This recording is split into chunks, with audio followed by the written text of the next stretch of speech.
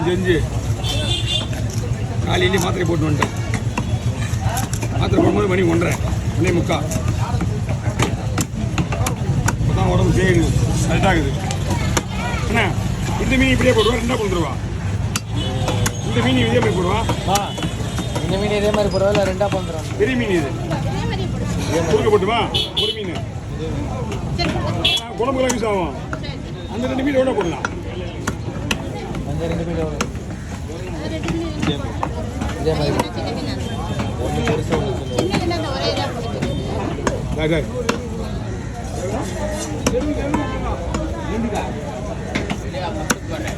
6ஆம் தேதி எப்போ வரும்னு பார்த்துனே